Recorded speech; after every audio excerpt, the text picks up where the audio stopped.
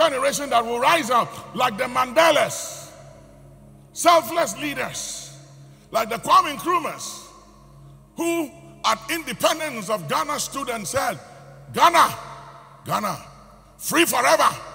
But then he placed a caution in his address and statement on our independence and said that the independence of the nation of Ghana is totally meaningless until it is connected to the total freedom and liberation of the continent of Africa. That is a visionary. That is a selfless leader, and that was what destroyed him. We live in a society where we have self-hatred for one another. Anybody can come from any country, Togo, anywhere, to this country and make it, and we'll celebrate him. But let a Ghanaian try to make it, they'll kill you. They'll come after you. They'll pull you down. Where do you think you are going? We'll all belong here. Sit here, please. Don't try and do anything. That mentality. Ghanaians, I've traveled, I've seen Ghanaians all over the world. I was in Singapore many years ago, and I went to a house of a Ghanaian, a professor, and he lived in a very beautiful, nice community. He was the only Ghanaian or black person or an African who lived in that area. And I said to him, I said, this is a very nice area. Do you have anybody from Africa? He said, no, I don't, and I'm not going to help anybody from Africa here. And I said, what's your problem? He said, Papa, if anybody, especially a Ghanaian, gets to see where I'm staying and the privileges I have, I'll lose my job. I was in Boston, and I prayed for people who were looking for jobs. And after the service, the guy who drove me around worked with this multinational company.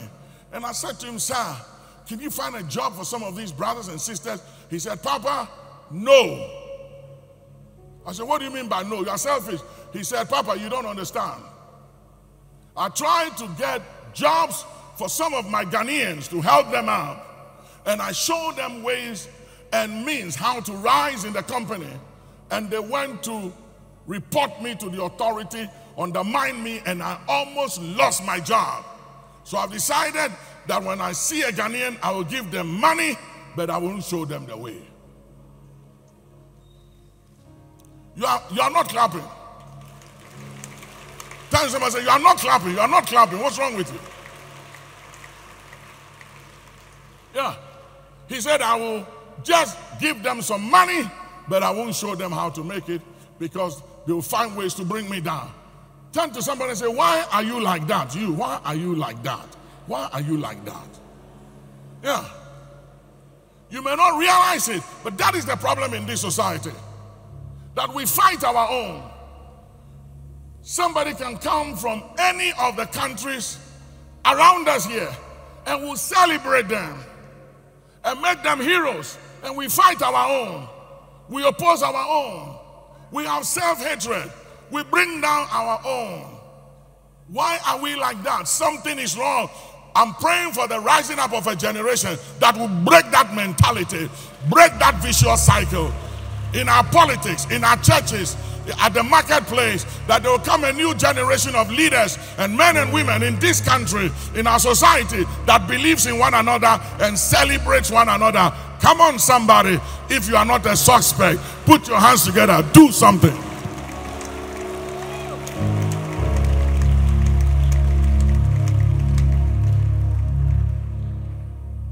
I was telling them at the service this morning, I said, until we have a national agenda as a nation, we're not going anywhere. We have to be very deliberate about it. And I said it over and over again. And I pray that a generation will rise up and hear me. That this country and the nations of Africa, we need a national agenda that all parties and stakeholders are committed to for at least 30 years. That any party that comes into office follows that national agenda, uses the resources, skill, and everything we have as a nation to push that national agenda for 30 years. Then after that, we can be campaigning and doing all the crazy stuff we are doing. But until then, there will be no continuity.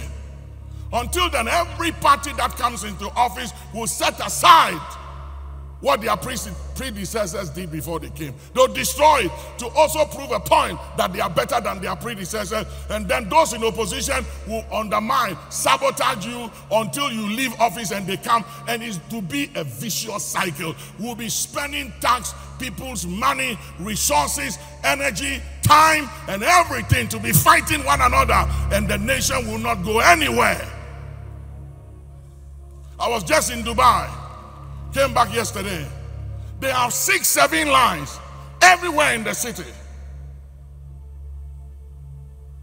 And a man rose up under 50 years ago who was a visionary and a selfless leader.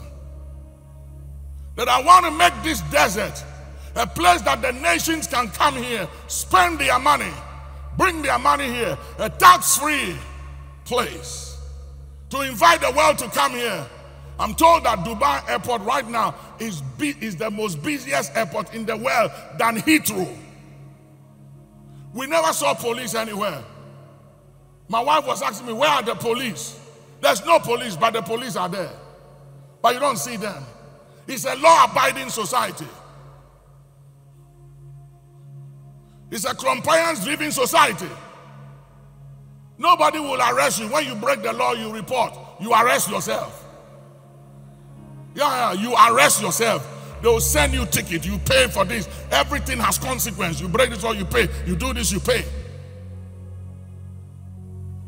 So when you steal, you arrest yourself. The society is so programmed in a way that nobody steals, nobody touches anything. The whole place is clean. Everywhere is clean, neat. Under 50 years, one man, a visionary, rose up one day and said, I have a dream.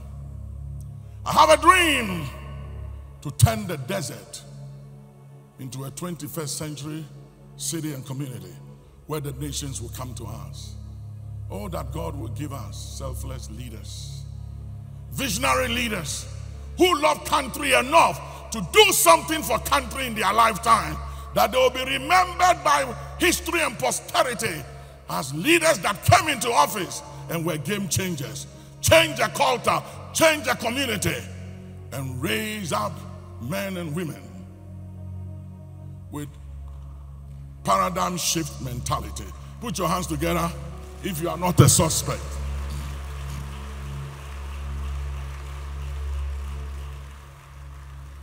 There is nothing wrong with the color of our skin. Nothing wrong with the color of our skin. There's nothing wrong with me as a black person, nor you as a black person or an African. It has everything to do with our mentality and our thinking. We need a paradigm shift. We need to change the way we think and perceive and see things and one another. And we have to stop killing and destroying one another to begin to appreciate, celebrate, and love one another. If you are not a suspect, it's a good place to put your hand together and scream and shout and say something. You see how weak your clapping is? Your clapping is